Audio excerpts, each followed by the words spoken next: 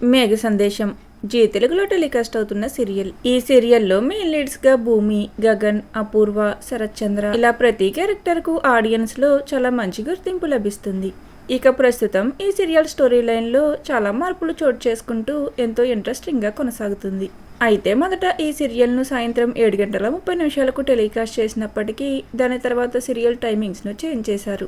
ఇప్పుడిక మరొకసారి serial ratings పెరగడంతో ఈ సీరియల్ను తిరిగి రాత్రి 7:30 టెలికాస్ట్ చేయనున్నారు. ఇకపై మేఘ సందేశం సీరియల్ యథావిధిగా 7:30 టెలికాస్ట్ అవుతుంది. అయితే ఇక ఈ సీరియల్లో అంతా చనిపోయాడు అనుకున్న గగన్ తిరిగి రాక్ స్టార్ ఆకాష్గా సీరియల్లోకి ఎంట్రీ ఇచ్చాడు.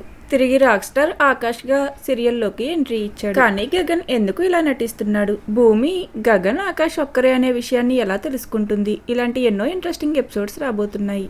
అలానే మరోవైపు గగన్ రాక్ స్టార్ గా ఉంటూనే అపూర్వ గురించి నిజాలన్నీ ఎలా బయట పెట్టబోతున్నాడు అనేది చూడాలి.